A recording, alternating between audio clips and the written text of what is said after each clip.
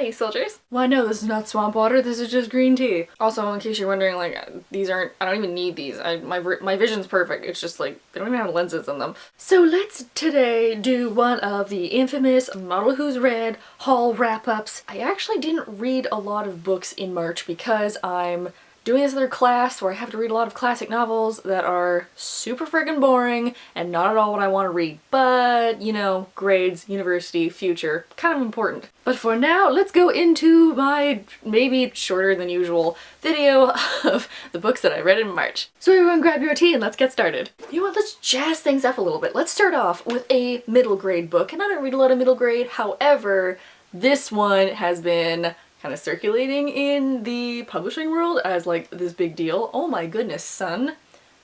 Thank you for attempting to illuminate me, but seeing that I am a vampire, it's not gonna work out too well. Let me adjust my aperture.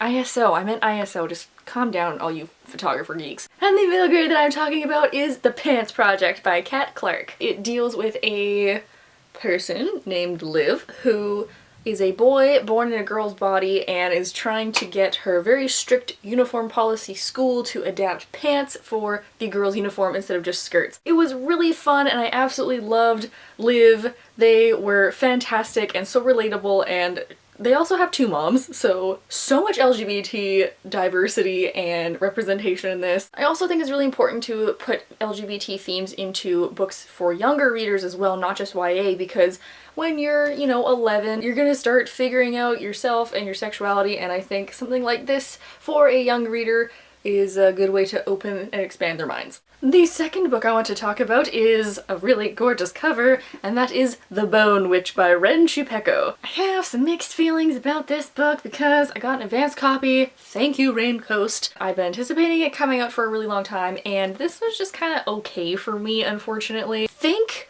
geishas, but with witches and a necromancer. Cool idea if you like Japanese culture and the whole geisha world, which I really did, but there wasn't as much magic as I had hoped when I had read about it, because you do get glimpses of this future girl who has these magic powers, but it's not super mentioned in here, and I was expecting more of her like training and harnessing her power and becoming an all-powerful sorceress, and it was just kind of like the apprentice who sweeps floors for like half the book. This next item is super cool. Thank you again to my advanced copy lady that I work with, Tina. You rock! Because I got an awesome advanced copy of Stranger Than Fanfiction by Chris Colfer. However, I also got it in this awesome case. This isn't Shakespeare, but on the bright side, this isn't Shakespeare. Excuse me, as a literature student, I beg to differ. There is nothing better than Shakespeare. So it's in this cool, like, carrying case. I don't know, it's pretty dope. I love that books sometimes come with, like, extra special packaging. And this is about a child TV star who goes on this road trip with 4 friends, but like he's famous, so you know, shenanigans happen, and I don't know how excited I was for it, but now that I have a copy of it, I'm kind of like, yeah, alright, I'm down for this. The next book has a couple of different covers, so I don't really know what cover I got. I guess the first one. And that is Blood Rose Rebellion by Rosalind Eves. So this has the typical historical fiction with magic kind of thing going on here with the high society with magic powers, and we do start in London, but eventually we go to Hungary?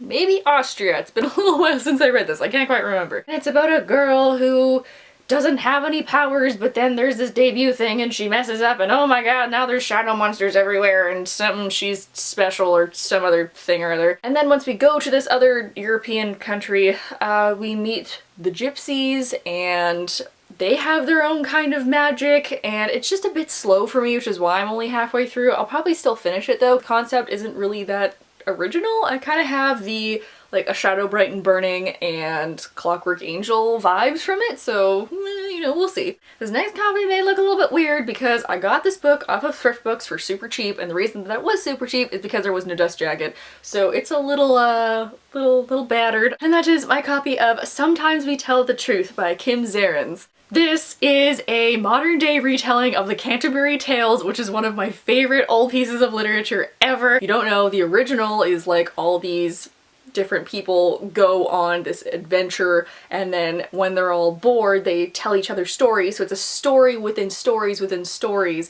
And in this one it's about a bunch of teenagers on a school bus on a field trip, and they all start telling stories along the road, and who's lying, who's telling the truth, who's embellishing. It just sounds really awesome because I love retellings of classic literature because I am a classic lit major, so it's super fun to see this because I've never seen this retelling before. Okay, now on to my favorite 2 books of the month. My second favorite book of the month is The Ship Beyond Time by Heidi Helig, which is the sequel to The Girl from Everywhere. Main characters are on this ship that can travel to any time or reality as long as you have a map. So in The Girl from Everywhere we go to an alternate like 1800s Hawaii, but in this one we actually go to a place of myth and legend, and it was so dope. Oh my god. You have some fantastical, you have some like space-time continuous thing, you have some really actually pretty good love stuff in here. There was a betrayal by someone I was not expecting. So you want to read The Girl from Everywhere just to be able to read The Ship Beyond Time. Not that The Girl from Everywhere isn't good, but The Ship Beyond Time,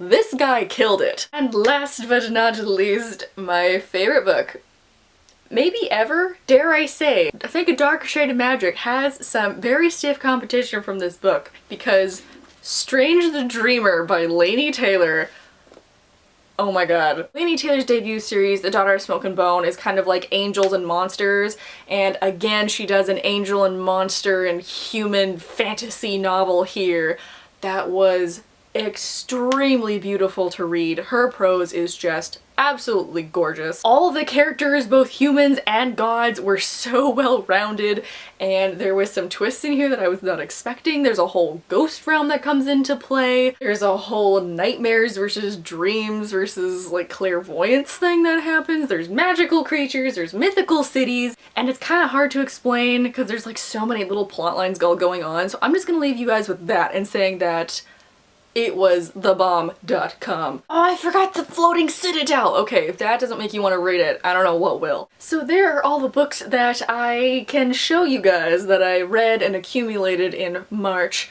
Although I have one other thing to show you because it's super freaking cool. NaNoWriMo is National November Writing Month, where every year in November people get together and try to write a 50,000 word novel in a month. And usually in April and sometimes in July there is a Camp Nano, which kind of helps you start your word count or flesh out some new ideas. Since joining the word nerds who are a big part of Camp Nano, I guess they have seen that I am now a part of the internet, and they know who I am because they sent me this awesome poster. I'm gonna fangirl really hardcore about Camp NaNoWriMo right now, so if you guys are watching, this one's for you. And it's the creatures of Camp Nano, like the Block Ness monster, the Plot Bunny. Like, oh my god, this is so cool. I'm gonna hang it on my wall. So yeah, got a lot of exciting things in March. However, you know what I also got in March? A cold. I sounded a little bit more like a man than usual today. That's why. I hope you guys liked this video. You can comment down below on any of your thoughts on any of the books I read or books that I should read next. Click over here to subscribe,